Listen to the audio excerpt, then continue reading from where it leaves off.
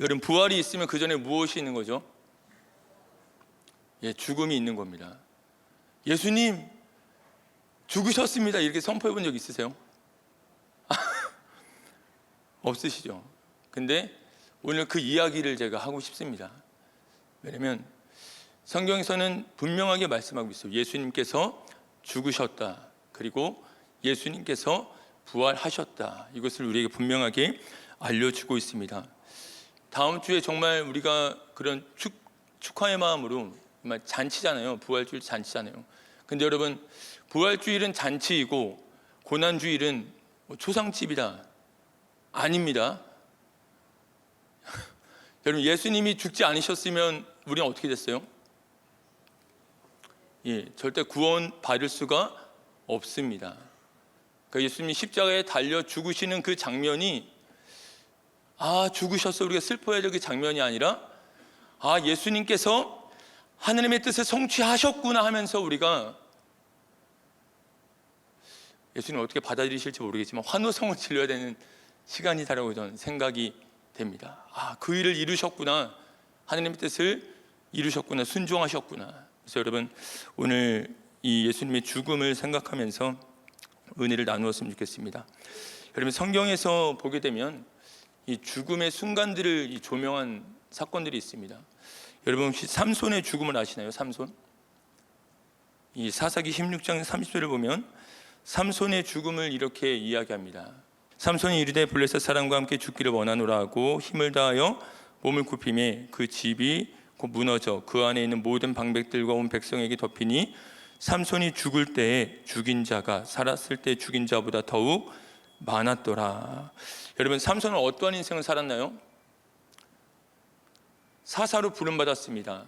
그 시대 구원자로 부름받았고, 또한 나실인으로서 거룩한 삶으로 구별된 삶을 살도록 부름받았습니다. 근데 그렇지만 여러분, 삼손의 삶은 너무나 실망스러운 삶이었습니다. 어떤 삶이었어요?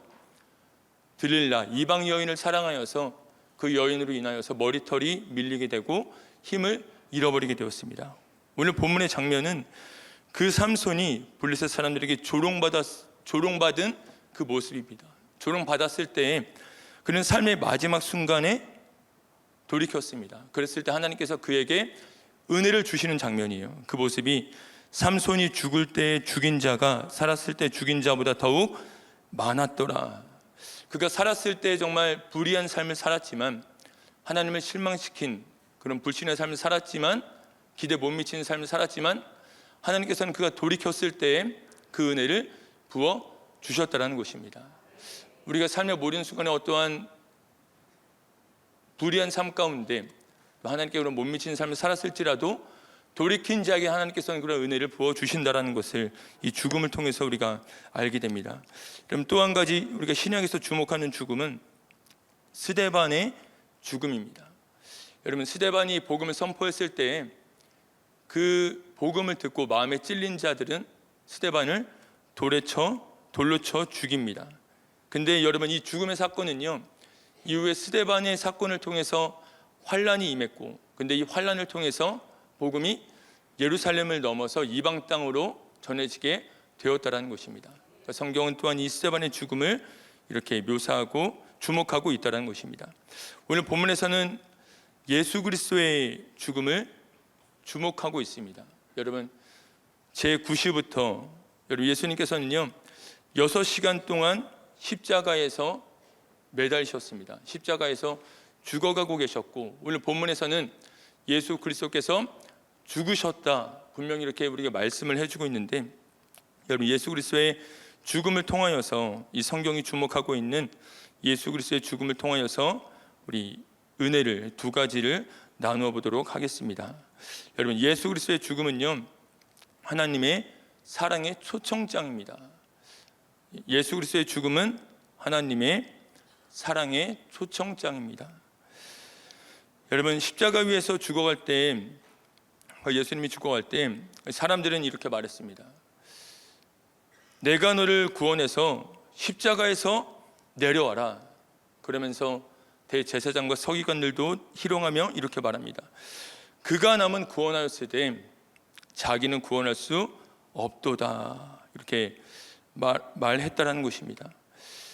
어떻게 보면 사람들은 정말 예수 그리스도를 바보처럼 생각을 한 것입니다. 그는 다른 사람을 구원하면서 분명히 자신을 구원할 수 있는 능력이 있는 자인데 수많은 병자들을 고쳤고 귀신들을 내쫓았고 바람과 풍랑도 잠잠케 한 그런 권세가 있는 자입니다. 그는 분명히 자신을 구원할 수 있는 자인데 저렇게 십자가에 매달려 있다니, 그러면서 예수 그리스도를 정말 어리석은 자로, 바보로 바라보고 있다라는 것입니다.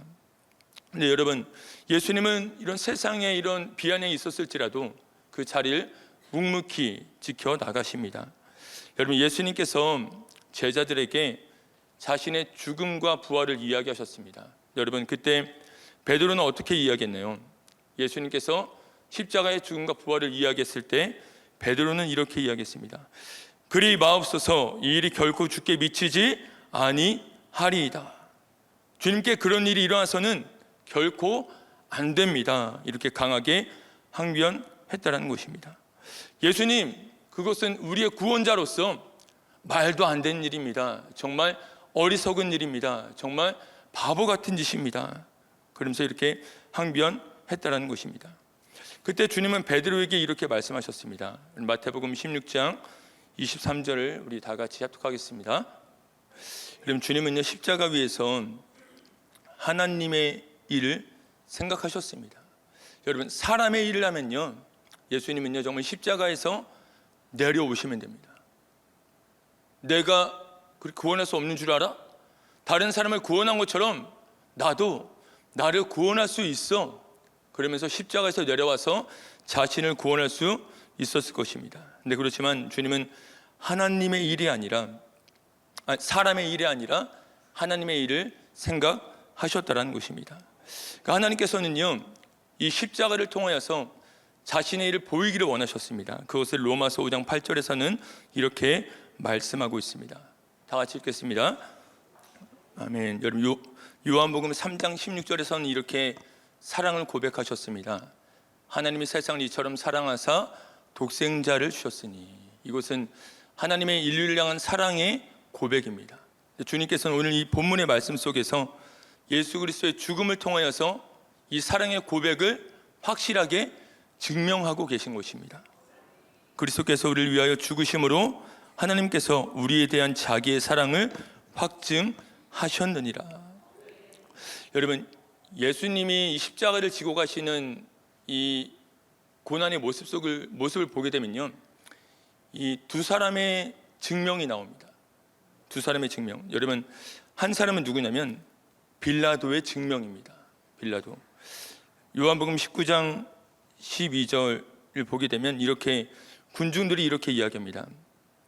이러함으로 빌라도가 예수를 놓으려고 힘썼으나 유대인들이 소리질러 이르되 이 사람을 놓으면 가이사의 충신이 아니니이다. 무릇 자기를 왕이라 하는 자는 가이사를 반역하는 것이니이다. 여러분, 빌라도는요 이것을 증명해야 했습니다. 예수 그리스도를 앞에 놓고 그를 내놓으라는, 십자가에 매달라는 사람들의 요구 속에 그는 이렇게 그들이 이렇게 이야기했습니다. 이 사람을 놓으면 가이사의 충신이 아니니이다. 빌라도는 이 이야기를 듣고요, 무엇을 증명해야 됐다고요? 그가 가이사의 충신이라는 것을 증명해야 됐습니다. 그렇기 때문에 빌라도는 예수님이 죄가 없음에도 불구하고 이 죄 없는 예수님을 그들에게 내어주게 됩니다. 예수님 십자가에 못 박히게 했다라는 것입니다. 또 한 사람의 증명은 무엇이냐면 예수님의 증명입니다. 오늘 본문의 이 모습처럼 우리가 아직 죄인 되었을 때 그리스도께서 우리를 위하여 죽으심으로 하나님께서 우리에 대한 자기의 사랑을 확증하셨느니라. 여러분, 예수를 조롱하는 사람들은 무엇을 증명하라 말했습니까? 자신을 구원하는 능력을 증명하라 말했습니다. 네가 십자가에서 내려와서 너 자신을 구원할 수 있는 능력을 증명해라. 네가 다른 사람들 구원하지 않았느냐? 너 자신을 구원하는 능력을 증명해라. 근데 예수님께서는요, 하나님의 뜻에 순복하여서 자신의 능력을 증명하신 것이 아니라 하나님의 사랑을 증명하셨다라는 것입니다. 여러분, 십자가가 보이시나요? 여러분, 그 소리가 들리십니까? 내가 너희를 사랑한다. 이 소리가 들리세요?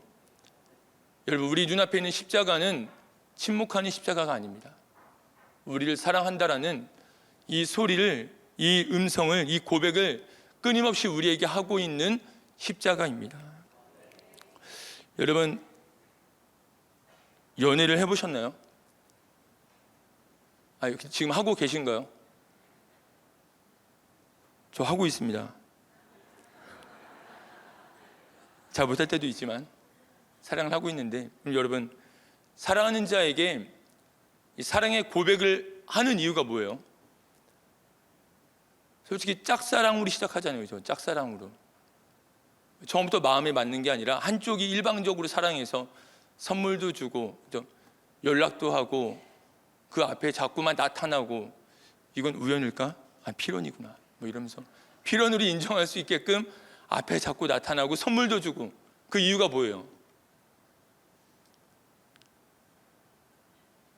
니도 나 사랑이라는 그 메시지 아닙니까? 사랑을 계속적으로 고백하면서 사랑의 관계가 되기를 원한다라는 메시지입니다. 그죠? 여러분, 그렇다면 하나님의 이 사랑의 고백이 있는 이유가 무엇일까요? 우리 계속적으로 사랑한다고 고백하시고 확실히 증명까지 하신 이유가 무엇일까요? 우리와 사랑의 관계가 되기를 원하시기 때문입니다. 여러분, 하나님은요, 짝사랑을 원하지 않으세요. 세상을 이처럼 사랑해서 아들을 주시고 십자가의 죽음을 통해서 확실히 증명하시면서 내가 너희를 사랑한 것 같이 너희도 나를 사랑하는 사랑의 관계가 되기를 원하신다라는 것입니다. 고린도전서 2장 9절을 보겠습니다. 여러분, 하나님은 어떤 분이시냐면요, 물론 우리를 사랑해서 자기 아들을 주실 만큼 사랑하시는 분이십니다. 근데 하나님께서 우리의 사랑의 관계를 원하신다고 했잖아요. 그래서 고린도전서 2장 9절에서 이렇게 말씀하시는 겁니다. 기록된 바 하나님이 자기를 사랑하는 자들을 위하여 예비하신 모든 것은, 하나님의 그 사랑에 응답하여서, 아들을 주신 그 사랑에 응답하여서 하나님을 사랑하는 자에게는 하나님이 예비하신 게 있다는 것입니다. 그것은 무엇이냐면 눈으로 보지 못하고 귀로 듣지 못하고 사람의 마음으로 생각하지도 못하였담과 같으니라. 하나님이 예비하신 것은 눈으로 보지 못하고 귀로 듣지 못하고 사람의 마음으로 생각하지 못한 것, 이게 무엇입니까? 기적입니다. 기적. 우리가 눈으로 보지 못한 것, 전 이제까지 저는 저의 삶을 제가 경험한 만큼의 삶으로 생각하고 있습니다. 그죠? 내가 경험한 만큼, 내가 아는 만큼, 내가 상상한 만큼의 삶을 우리는 계획하고 있습니다. 근데 여러분, 하나님은 어떻게 하신다고요? 우리 경험을 뛰어넘어서, 우리가 눈으로 본 것을 뛰어넘어서, 귀로 들은 것을 뛰어넘어서, 우리의 생각을 뛰어넘어서 우리의 삶의 선한 것들을 예비하고 계시다라는 것입니다. 여러분, 지금 여러분들의 삶은 어떻습니까? 어떤 삶을 살고 계세요? 별거 있나? 2024년 보니까 한 3달 살았는데 똑같다. 2023년에 별반 다를 바 없겠지. 여러분, 이렇게 특별한 기대 없이, 희망 없이, 소망 없이 살아가십니까? 아닙니다. 여러분들이 하나님을 사랑하신다면 하나님께서는 우리 삶 가운데 기적을 예비하고 계시다라는 거예요. 눈으로 보지 못한 것들, 듣지 못한 것들, 우리가 생각하지 못한 것들을 예비해 놓고 계시다라는 것입니다. 그리고 그 하나님께서는 그 예비하신 것을 자기를 사랑한 자들에게 풍성하게 부어 주신다라는 것입니다. 여러분, 하나님은 여러분들을 사랑하십니다. 여기서 정확한 반응은 뭐냐면요, 저도 하나님을 사랑합니다, 이거예요. 아시겠죠? 다시 해볼게요. 하나님은 여러분들을 사랑하십니다. 한 2분이 아직 못하셨지만 한 번만 더 해보겠습니다. 오늘밖에 없습니다. 제가 할 날은. 하나님은 여러분들을 사랑하십니다. 사랑합니다. 아멘. 그 사랑이 변함없으시기를 축복합니다. 여러분, 예수 그리스도의 죽음을 통해서 주신 하나님의 은혜 두 번째는 무엇이냐면 하나님을 힘입는 삶으로의 변혁입니다. 하나님을 힘입는 삶으로의 변혁. 여러분, 예수님께서 숨지실 때 이렇게 말씀하고 있습니다. 성소의 휘장이 위로부터 아래까지 찢어져 둘이 되었다라고 이야기하고 있습니다. 이 모습을 보면서 히브리서 기자는 이렇게 우리에게 알려주고 있습니다. 히브리서 10장 19절 20절을 다 같이 합독하겠습니다. 새로운 살 길을 열어놓으셨고 휘장은 찢어진 휘장은 곧 그의 육체니라. 예수 그리스도의 십자가의 죽음을 통해서 그 길이 열렸다라는 것입니다. 여러분, 이것을 보면서요, 우리는 아마 들으셨을 수 있는데 만인 제사장설 이런 것들을 이야기할 수 있습니다. 그러니까 하나님과 사람 사이에 중보자 되신 예수 그리스도를 통하여서 우리는 누구든지 아무라도 어느 때든지 하나님께 직접 나아갈 수 있게 되었다라는 것입니다. 근데 여러분, 구약을 보게 되면요, 이 구약의 율법 시대에는 하나님께 나아가는 이 거리가 동일하지 않았습니다. 이것을 제가 한번 인터넷으로 보니까 이렇게 말을 하고 있더라고요. 근데 그 말이 정말 너무나 마음에 드는데 하나님과의 교제권이 달랐다라는 거예요. 하나님과 사귐의 거리가 달랐다라는 것입니다. 여러분, 구약에서 하나님과의 친밀한 사귐을 가진 사람, 여러분 누구를 말할 수 있나요? 다윗을 얘기할 것 같았습니다. 근데 얘기 안 하시는데 모세를 이야기하고 싶습니다. 모세. 여러분, 신명기 34장 10절 한번 볼까요? 10절과 신명기 34장 10절을 읽겠습니다. 이스라엘의 모세와 같은 선지자가 일어나지 못하였나니 모세는 여호와께서 대면하여 아시던 자요. 대면하여 아시던 자, 페이스 투 페이스, 얼굴을 대면해서 알던 자라고 이야기하십니다. 출애굽기 33장 11절에선 또한 이렇게 말씀하고 있습니다. 시작. 사람이 자기의 친구와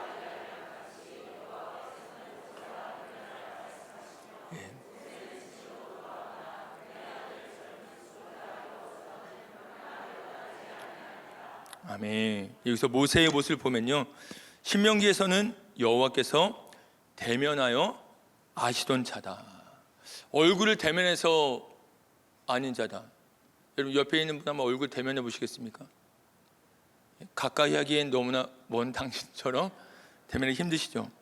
출애굽기 33장에서는 이렇게 말씀하십니다.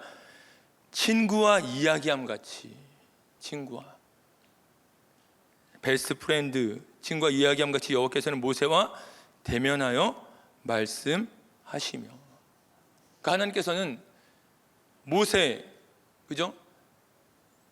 광야 길에 이스라엘 백성을 몇 명 있었어요? 우리가 예상하기는 거의 150에서 200만의 사람을 이야기하잖아요. 그 중에 한 사람이 유독 하나님과 이런 친밀한 사귐을 누리고 있었다라는 거죠. 대면하여 알던 자다.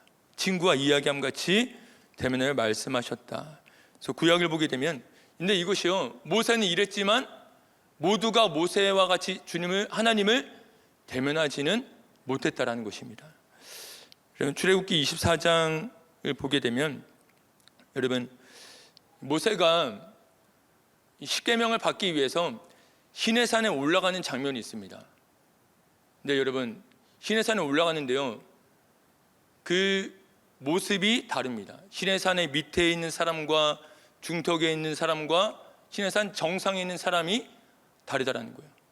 시내산 정상에는 하나님이 계신데 그 밑에 있는 사람과 중턱에 있는 사람과 꼭대기에 있는 사람이 다르다는 것입니다.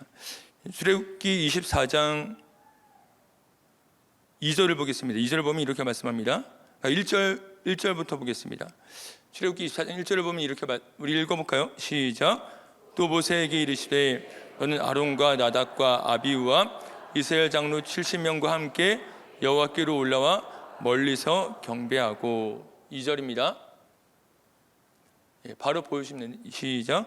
너 모세만 여호와께 가까이 나오고 그들은 가까이 나오지 말며 백성은 너와 함께 올라오지 말지니라. 4절 보겠습니다. 모세가 여호와의 모든 말씀을 기록하고 이른 아침에 일어나 산 아래 제단을 쌓고 이스라엘 12지파대로 10기둥을 세우고 13절부터 15절까지 보여주세요. 시작. 모세가 그의 부하 여호수아와 함께 일어나 모세가 하나님의 산으로 올라가며 장로들에게 이르되 너희는 여기서 우리가 너희에게로 돌아오기까지 기다리라. 아론과 훌이 너희와 함께 하리니 물은 일이 있는 자는 그들에게로 나아갈지니라 하고 모세가 산에 오르매 구름이 산을 가리켜 모세가 하나님을 대면하는 산 꼭대기 이렇습니다. 출애굽기 24장에서 말씀해 주는 것은 뭐냐면요, 이렇게 말씀합니다. 2절을 보니까 너 모세만 여호와께 가까이 나아오고 그들은 가까이 나오지 말며 백성은 너와 함께 올라오지 말지니라. 이렇게 말씀합니다. 백성은 올라오지 말고 산 밑에 있고요. 그 다음에 이제 14절에서 이렇게 말씀하죠. 장로들 그리고 아론과 훌은 산 중턱에 여기서 기다리라, 이렇게 말씀해주고 있다는 것입니다. 한번 그림을 보여주시겠어요? 오늘 출애굽기 24장의 말씀을 그림을 보여드리면 이렇습니다. 백성들은 먼저 산 밑에 있습니다. 그리고 산 중턱에서는 장로들과 아론과 훌은 여기에 기다려라, 중턱에 머물러 있습니다. 그리고 여호수아와 그의 부하와 13절은 이렇습니다. 모세가 그의 부하 여호수아와 함께 일어나 하나님의 산으로 올라가며, 여호수아와 모세가 올라가긴 하는데요, 하나님을 대면한 자는 누구예요? 모세입니다. 여호수아는 올라가다가 좀 덜 올라간 모습이고요. 그래서 하나님과 교제에 있어서, 관계에 있어서 맨 밑에 백성들이 있다면 그 위에 장로들, 그 위에 여호수아 그리고 모세. 여러분, 이건 무엇을 나타내고 있냐면 하나님과의 관계의 거리를 알려주는 거예요. 여러분, 친밀한 사람일수록 어때요? 관계의 거리가 가깝죠, 그죠? 그래서 백성들하고의, 하나님과 백성들 사이의 관계는 산 위에서 산 밑에와의 관계와 같고, 장로들과 아론과 훌은 산 위에와 산 중턱에서의 관계와 같고, 그리고 모세는 여호와 하나님을 대면하는 자리까지 갔다라는 것입니다. 여러분, 구약의 모습은요, 또한 성막을 보면 또한 이렇게 나타나게 됩니다. 성막 그림 한번 보여주세요. 여러분, 바깥들은요 백성들이 있을 수 있는 자리입니다. 제사들 예물을 가지고 나온 자들, 그들은 이 바깥들에 있을 수 있었습니다. 그리고 일반 제사장들은 그 피를 가지고 성소에 들어갈 수 있었습니다. 그리고 여러분, 지성소는 누가 들어갈 수 있어요? 1년에 한 번 속죄일에 대제사장이 들어갈 수 있었습니다. 저 지성소에는 법궤 위에 시은좌라고 하나님께서 이야기하시며 그들과 만나주시는 장소가 지성소 안에 있다는 것입니다. 그러니까 아무나 하나님을 만날 수 있는 게 아니었어요. 백성들은 저 자리에 머물러 있어야 됐고, 제사장들은 성소에 머물러 있어야 됐고, 그 앞에 지성소와 성소를 가리고 있는 휘장 앞에서 멈춰야 됐습니다. 그리고 대제사장들은 겨우 1년에 한 번 지성소에 나아가서 하나님과 관계를 가질 수 있게 되었다는 것입니다. 근데 오늘 본문의 말씀에서는 어떠한 사건이 일어났다고 우리가 알려주고 있습니까? 휘장이 위에서부터 아래로 찢어졌다고 말씀하고 있어요. 그러니까 지성소의 휘장이 위에서부터 아래로 찢어졌다고 말씀하고 있습니다. 그러니까 이것은요, 사람이 찢은 게 아닙니다. 하나님께서 이 성소의 휘장을 찢으셨다는 것입니다. 여러분, 그러면 휘장이 찢어졌다는 건 뭐예요? 이제는 그런 구분이 필요 없게 되었다는 거예요. 누구라도 여호와 하나님을 만나고 싶다라면, 만나기 원한다라면 누구라도 나아갈 수 있다는 것입니다. 휘장은 찢어졌고 그 길은 열려 있습니다. 누구에게나 24시간 어느 때라도 열려 있다는 것입니다. 여러분, 히브리서 4장 16절에서는요 이 찢어진 휘장 가운데 있는 우리에게 이렇게 말씀을 해주고 있습니다. 히브리서 4장 16절 세 번역인데요, 다 같이 읽겠습니다. 은혜의 보좌. 이전에 하나님의 보좌는 어떠한 보좌로 생각이 됐을까요? 심판의 보좌처럼 생각이 됐을 것입니다. 예수 그리스도의 사건을 통하여서 하나님이 계신 그곳은 은혜의 보좌로 여겨진 거예요. 그래서 그 은혜의 보좌로 담대히 나아가자라고 말씀해주고 있다는 것입니다. 자, 여러분, 그때 나아가는 자들에겐 주님께서는 또한 이렇게 말씀하시는 것입니다. 때를 따라 돕는 은혜를 얻기 위해서 나아가라고 말씀해주고 있는 것입니다. 제때에 주시는 도움.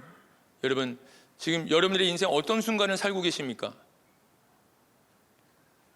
이때의 도움 필요하지 않으세요? 저 이때의 도움 필요합니다. 왜 여러분들이 아멘 하십니까? 아멘. 이때의 도움이 필요합니다. 여러분, 삶의 모든 순간순간마다 우리는요, 우리 힘으로 살아가는 게 아니에요. 삶의 순간순간마다 하나님께서 말씀하십니다. 나에게 나오는 자들에게 그때 필요한 도움을 너희들에게 주겠다. 나는 너희들의 모든 필요에 응답할 수 있는 하나님이고 너희들의 모든 상황을 알고 있는 하나님이다. 너희들에게 필요한 도움을 주겠다라고 말씀하고 계시다라는 것입니다. 그렇다면요, 여러분, 예수님이 어떤 것을 원하실까? 여러분, 이 성소를 찢어 놓으신 예수님께서, 하나님께 직접 나아갈 수 있는 길을 열어 놓으신 예수님께서 어떤 것을 기대하실까요? 여러분, 길이 하나 생겼습니다. 새로운 길이 하나 생겼어요. 그러면 그 길을 만든 사람은 어떤 걸 원하겠어요? 그 길을 잘 이용하는 걸 원하잖아요. 길이 열렸는데 그 길을 가지 않으면 뭐예요? 길을 만든 사람이 얼마나 마음이 그렇겠습니까? 그죠? 주님께서 길을 열어놓으신 거예요. 무엇을 통해서? 자신의 생명을 주면서 길을 열어놓으신 것입니다. 여러분, 우리가 특별 새벽 저녁 기도 하는 것도 이유가 뭐예요? 특별 새벽 저녁 기도 있습니다. 안 나왔던 분들 정말 이번에 꼭 나오세요 하는 이유가 뭐예요? 그 길이 열렸습니다. 그 길로 나아가서 우리에게 주시는 주님의 그 은혜와 축복을 누립시다. 이렇게 말을 하는 거잖아요. 여러분, 주님께서는요, 우리가 그 길을 나아가기를 원하세요. 열어놓으신 그 길, 휘장을 통해서 열어놓으신 그 길, 또는 하나님의 사랑이 확증으로 증명된 그 길을 우리가 걸어가기를 원하신다는 것입니다. 그 길로 나아가서 하나님과의 친밀한 사귐을 누리고 그 사귐 가운데 우리에게 부어주시는 은혜를 통해서 이전과 다른 믿음의 삶을 살기를 원하신다는 것입니다.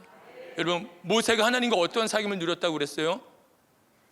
친구와 이야기함 같이. 근데 여러분, 우리는 하나님과 어떤 관계예요? 자, 이거 좀 크게 말씀해 주시면, 우리는 하나님의 자녀입니다. 예. 그러면 여러분, 우리 모세가 하나님과 나누던 사귐과는 질적으로 다른 거죠. 친구와 아빠와 자는 다르잖아요, 그죠? 여러분, 그 사귐을 누리셨으면 좋겠습니다. 그래서 예수 그리스도께서 우리를 위해서 죽으셨습니다. 이 선포는요, 우리는 하나님께 나아갈 수 있는 권리를 가지고 있습니다.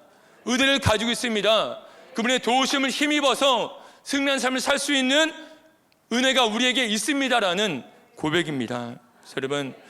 여러분, 분명히 다음 주 우리가 부활주일 선포하잖아요, 그죠? 이번 한 주간은요, 그것을 우리가 생각했으면 좋겠습니다. 아, 예수 그리스도 나를 위해서 죽으셨구나. 그 사랑은 나의 감정과 상황에 따라서 달라지는 것이 아니라 변함없는 그 사랑이구나. 더불어 그분께서는 그 길을 열어놓으셔서 우리 인생의 모든 순간마다 필요한 그 은혜를 누리면서 승리하는 삶을 살도록 우리를 초청하고 계시는구나. 여러분, 이 한 주간 동안에 정말 새벽과 저녁으로 우리가 하나님을 찾았으면 좋겠습니다. 그로 말미암아서 주님의 변함없으신 그 사랑, 확증하신 그 사랑을 우리가 더욱 깊이 누렸으면 좋겠고, 또한 때를 따라 돕는 은혜를 통해서 승리한 여러분들 되시기를 축복합니다.